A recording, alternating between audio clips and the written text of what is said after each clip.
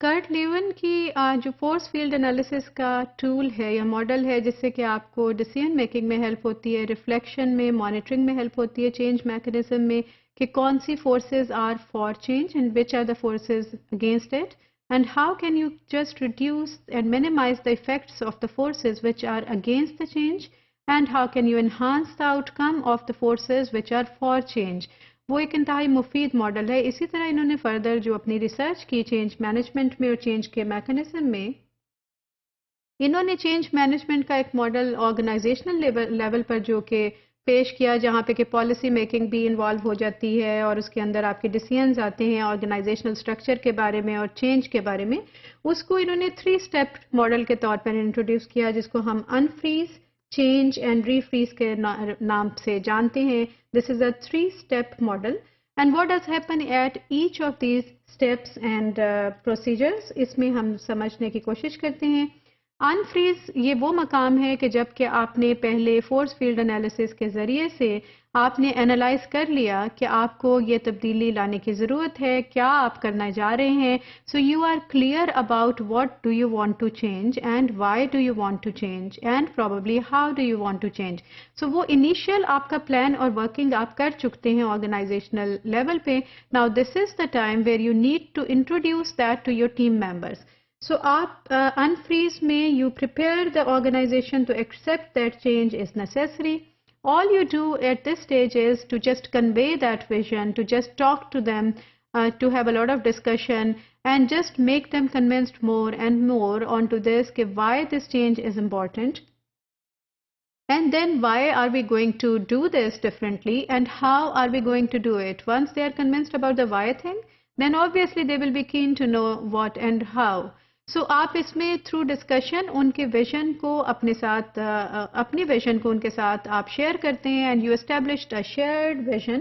Start at the core challenge the beliefs, values, attitudes and behaviours that currently define the organisation.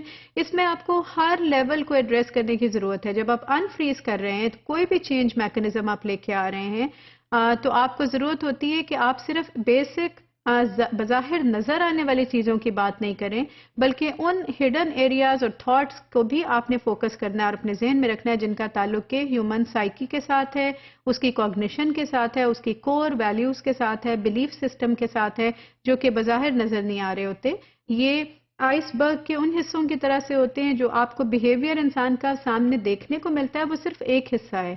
اس کے پس پردہ 9 حصے جیسے ice برگ کے پانی کے نیچے ہوتے ہیں، اسی طرح سے اس کی جو ذہن میں جو سوچ چل رہی ہے وہ پس پردہ ہے. So you will have to think about all of those factors when you are unfreezing the current scenario. تو آپ نے اس کو چیلنج کرنا ہے اور ان کو آپ نے شیئر کرنا ہے کہ why are we going to do. Prepare compelling message why change. جب آپ چینج کے پروسیس میں انوالو ہوتے ہیں، people begin to resolve their uncertainty and look for new ways and to do things. They start to believe and act in the way that support the new direction. So اس میں آپ نے یہ وہ stage ہوگی پھر کہ جب لوگوں کا اگر آپ نے انفریز والی سٹیج پہ اور فورس فیلڈ انالیسس پہ آپ نے ٹائم لگا لیا ہے تو پھر اس سٹیج پہ آپ کی ورکنگ میں بہت ڈیفیکلٹیز نہیں آئیں گی.